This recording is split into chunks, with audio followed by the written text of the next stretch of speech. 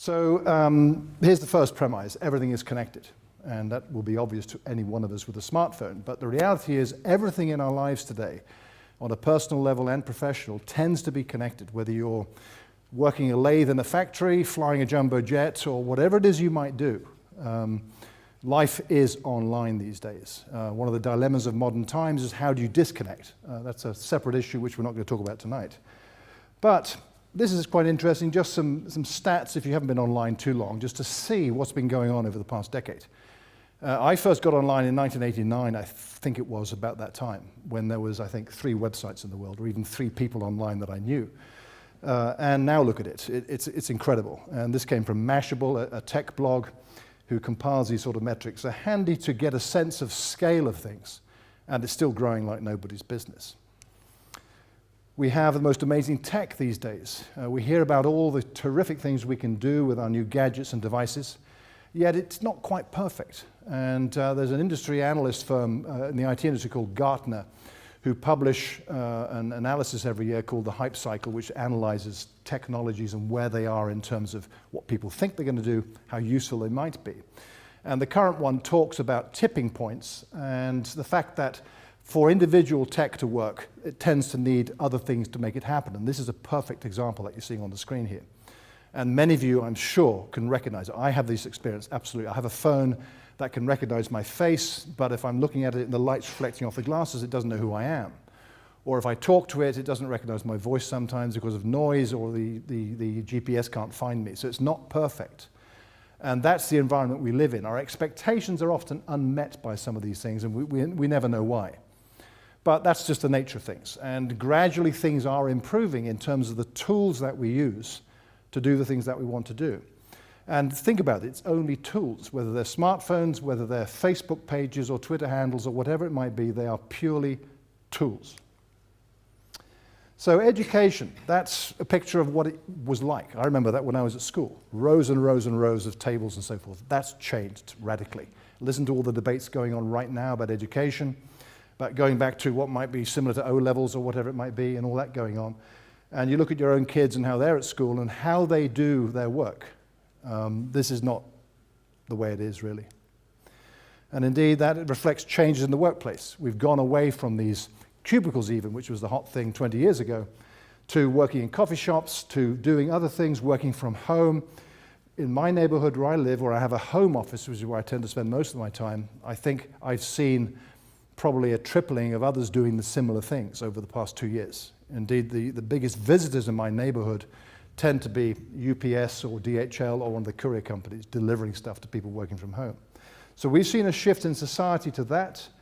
We've seen a big shift in this. I'm sure you'll know this story. This was the famous one that really launched awareness of Twitter as a means to connect people with breaking news very quickly. This was that plane in the Hudson River in New York that crash landed and everyone lived, and the chap who took the photo that was used in media worldwide. It's almost an iconic image. We've gone from the newspaper being published a special edition, all that, to this stuff online, and indeed tools like Twitter. There are many others now. But that is the nature of our landscape. It's online. We've moved from libraries, not to say they've all gone, but bookcases full of books. Many people prefer the equivalent of, if you have an iPad or one of those tablet devices with virtual bookcases, through to the Kindle and other reading devices, but particularly the Kindle. How many people here have an e-book reader of any type? Nearly half of you, I would say. Sorry? PC would do, sure. You read on a PC? Okay, that'll work. So the Kindle, though, is the one that has really disrupted the book publishing business. There are all sorts of stats flying around. I saw one recently. I think it said in the UK for the first time, Kindle has outsold all types of printed books. And the trend is that way. And so what's going to be next? Who knows, frankly. There's new devices coming out, Kindle with color and backlighting and far better legibility. The devices are getting more powerful, the batteries are getting stronger and so forth. So we're becoming more accustomed to all of those things. The tools that let us do things. We've seen another milestone, the demise of the printed encyclopedia. So earlier this year, Encyclopedia Britannica announced they are not printing anymore.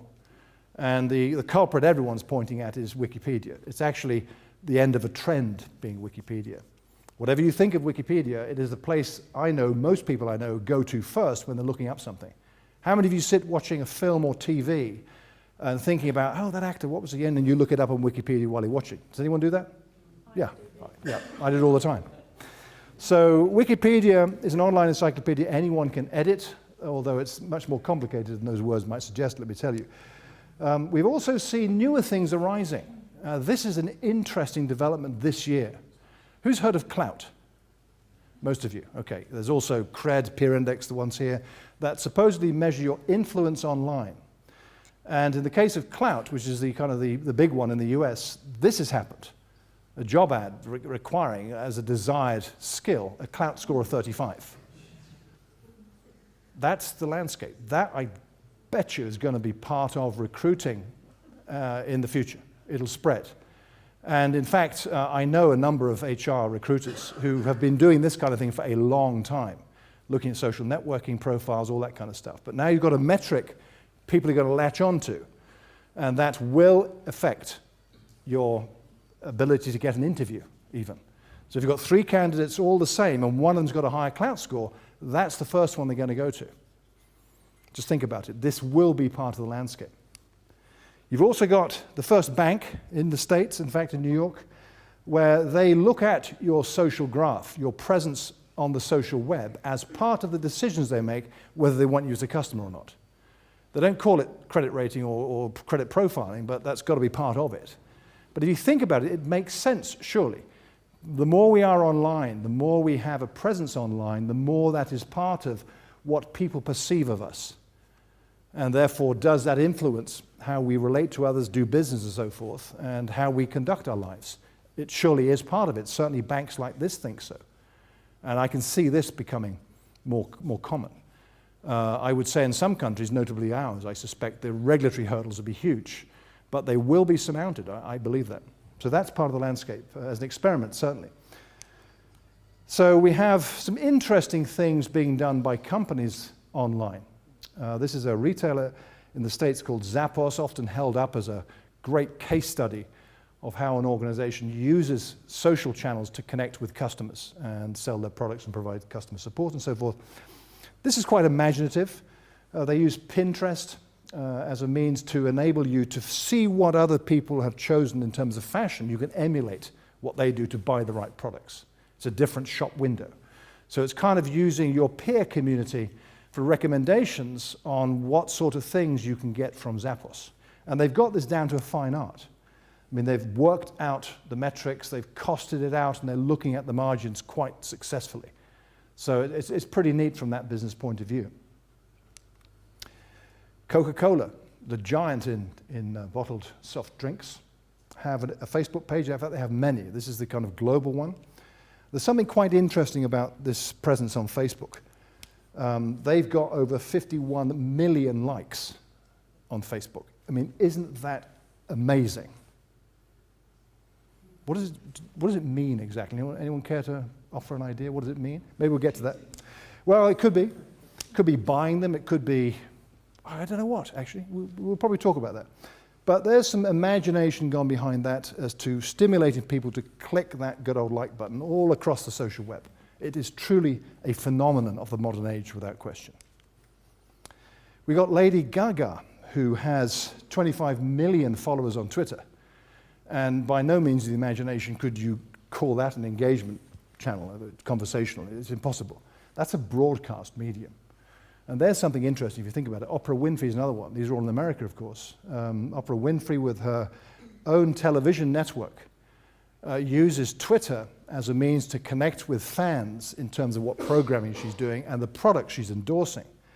So Lady Gaga competes in many ways, in fact, with broadcast television for people's attention, with the gigs she does, what she recommends, what she doesn't. But 25 million people is a huge number. And that is gradually becoming, as our American friends would say, a monetization opportunity on a grand scale with the companies and advisors she's working with to monetize the brand. That's part of the landscape too. If you go to Amazon UK and just search social media books, you'll find over 150. And here's just a few of the, I think this is the top 12 I grabbed these little screenshots of. If you want to find out anything about social media and how to do, the how-tos, the tips, the tricks, you name it, there's your answer. It's truly astonishing. You've also got tools like this. This is one I did working with Dell, which is free, it's online, aimed at medium businesses, small to medium-sized business, on a sort of a how-to to get going with social media. It's free, as I said, it's quite good. But that's part of that learning landscape too, on a different scale, but it's competing for attention with those products. So in my opinion, and you may or may not agree, I think what I've illustrated is simply marketing tricks, if you will, what I call layering on top of a shaky foundation in most organizations. So Coca-Cola's 51 million likes, Zappos' activity, all the other things you might even think of too, are great without any doubt. And in the case of Zappos, they have really costed it out. I think they're all missing something now. These are really layers on top of something. So when I go to companies, for instance, I often ask people that I talk to, can you pick up the phone and call the CEO and just say, hi, Jim, or whatever? And 95% of people I talk to say they don't think they can do that. So I've had an experience recently with a big company, Vodafone in fact, which shows me quite clearly where things are not working well today, where the social media plays a role, or the role social media is playing as a bolt-on activity to traditional practices that haven't changed really in a long time. I'm not criticizing that, by the way. I don't think it's evil. Where I think they're missing it all is where it's all being dressed up as this shiny new thing of engagement, and it's not. It's just marketing. So the layering, to me, is the indicator that things aren't quite right out there in bizland. And there are ways to fix it, but it takes, for most organizations I can think of, huge effort, a lot of courage, and that seems to be distinctly lacking in a lot of these big companies. It's easier in small businesses because the decision processes are quicker and less lengthy. We have these nice phrases people are talking about. Social media we all know about. The social business, the social enterprise, or with a hashtag, of course. And it reminds me of an experience I had about a year ago with someone when social business first came up, and I mentioned that phrase to this fella, and he said, God, stop. You know, I've only just got used to social media. Now you hit me with social business. Christ, I'm not going to sleep tonight, he said to me. So it's trying to understand what these things mean to people. And the difficulty with these phrases, from what I can observe, is they mean different things to different people. And indeed, some of the folks I know in the consulting business that I inhabit, this arena, they are just buzz phrases, dressing up something as with a fancy title. But there is a seriousness to this progression, this evolution of terminology, where social media are the tools and the channels, as it were. Social business is where it becomes the way you do business and how you use these things. There's one way of describing it, although if you look it up, you'll find at least 6 or 7 different descriptions. Social enterprise, and the word enterprise not meaning huge, is more to do with the mindset shifts that need to happen in organizations when they talk about being social, when they talk about engaging with people, no matter their size or their scale. Hence the trendy little graphic of a DNA strand on the left. It needs to be embedded in the organization. That's a leadership issue. That's not marketing or communication, that's leadership. The accounting firm Deloitte had a really interesting report a couple of months ago on social software for business performance. And they looked at, in depth, big corporations. Yet you could apply this to, I think, any. And there's some obvious statements they make in their conclusions. You see the bullets there on the screen. But social software comprises all these tools and channels. And one of the things that they're spot on right with, in my view, is that companies must be strategic in their approach to this from a business perspective, because what we're seeing with the examples of Coke and so forth, I believe, are very tactical things to support marketing goals in particular, not strategic business objectives. And the secret to the success of being social, in my opinion, is where it is strategic, and it does become a distinct element of how we do things around here, for want of a better way of saying it. How people behave, how they behave with each other, how they feel empowered, how they feel confident in using whatever tools they are to genuinely reach out and connect with people, not try and sell them stuff. Because let's face it, we're all sitting here, let's put on our own consumer hat That's what we want when we deal with companies, isn't it? We don't want to be sold at. And it's often when you switch roles and put your business hat on, you want to sell something. And if we look at the practices of how that's being done, it's not very effective. We waste huge amounts of energy. And there are plenty of examples out there of people who are using these kinds of approaches for greater success. And they don't necessarily, or rather they can also be big corporations too. I came across this book from a lady called Nilofer Merchant through her writing on the Harvard Business Review. And she introduced this phrase, the social era. I quite like the ring of that, I must admit, where her real thought process in this is precisely the point I'm making here about the social enterprise, meaning that the behavior of how people are relating to other people in a business context has to be genuine. And that is the, if you will, the core of business survival in the future, as she goes into some detail in the book. I recommend the book, by the way. I've started reading it. It's quite compelling. But it really talks about things needing to start from the very, very top of the organization and get rid of the layering. You have to deal with the foundation. You have to decide we are going to be genuine in how we reach out and connect to people. If any of you have heard an organization called the Arthur W. Page Society, based in the US, tend to be membership of senior communicators in big companies, they published a study 2 or 3 years ago called The Authentic Enterprise, which addressed this. It was probably too early for this. They've now come out with something that's a follow-on from that, that really goes head-to-head with this whole notion of the social era, as explained in Merchant's book. This quote is the key to it. Everything I've said, I suggest to you, is tinkering, it's tweaking, it's fiddling, it's adding a layer onto something that adds complexity to processes that, by their nature, ought to be quite simple. So you need to look at it that way, I believe. Get rid of these old practices, but that requires a decision from the person in the organization who is the decision maker, the ultimate one. In large organizations particularly, leadership tends to be, as you see on the slide. And this is an interesting trend too. These folks are moving along and newer people are coming in to take leadership in organizations. They tend to be younger. More importantly than age, though, is the mindset. I know people in my age, and I'm in the baby boomer generation. Most of the people I know are, they can't even do their email, let alone know what Twitter is. And yet there are lots more, or increasingly I encounter those who are absolutely everywhere on the social web. They understand it, they know how to use it, but they know how to use it in ways that are like talking to a small community. And there is a trick, and that requires a different way of thinking more than anything else, rather than a skill. Anyone can learn how to use a tool or a channel. A couple of interesting stories to me that illustrate some of these points too, to illustrate, if you will, the rocky road it is still for many. This story in the Wall Street Journal about CEOs are afraid of Twitter. This is a story from America, of course. But it lists the Fortune 500, and the vast majority of them still don't have any of their senior executives using any of these social channels. And that's one of the fundamentals, of being social. It's not the CEO as some kind of important person, he or she may well be, is what is their presence like on the social web.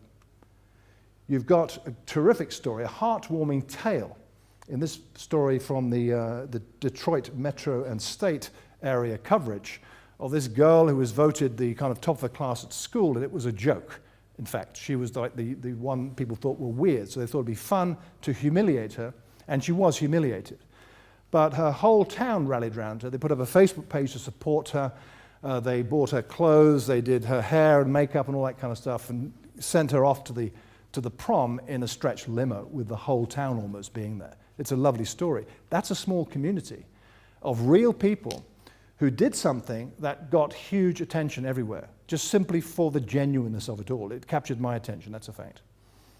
I've got this tweet I posted at lunchtime today. I just thought this was quite funny. This, again, is a sign of the times, too. David Cameron on David Letterman's show in the US last night. They interviewed one of the people there who said, I thought Cameron was a good guy. I'm going to look him up on Wikipedia.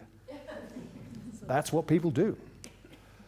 So there is also this, which was actually in the kind of dark screenshot I used at the first slide here. Would you believe, this is America, of course, there are places you can go to get certified in social media. I think anyone who does that actually ought to be certified about social media. But this is, again, what's happening. We see this too about going back, every time something new comes along, there's someone offering you a certificate or something. And I know people in America who've taken these courses and coughed up the $900 and they've got a nice bit of paper. It doesn't mean anything. But that is, again, another part of the landscape. You don't need to do any of these things if you're ever tempted. A lot of it's common sense. But just look around, just observe what's happening, and pay attention to what good examples you find when you talk to people. So to me, it's all about being genuine. It's about not adding layers to rocky foundations. It's about stable foundations that require your attention. Then you can look at these other elements and what these tools can do for you. I stopped. Was I longer than 15 minutes? Just about. So that's the sort of scene I wanted to set. When our panel and I sit up here, we're going to talk about this, and indeed with you as well, if you care to share an opinion too. I hope someone can disagree and tell me why. I really want to know. I think basically most of what I observe in some of the work that I do and some of the companies I talk to where I might want to do work with them is helping them undo their bad practices. It's helping them see that a Facebook page is not a business strategy. A Twitter handle is not something that you can say, hey, we achieved our goal, unless your goal was, we create a Twitter handle. Yet that's what people do. The worst thing I find actually talking to people is when I encounter someone who's doing some of this stuff not well at all, and it's obvious to me, and to them, they think they're doing it well, and they will not be convinced otherwise. That's the more difficult than the ones who are the skeptics. That's trickier.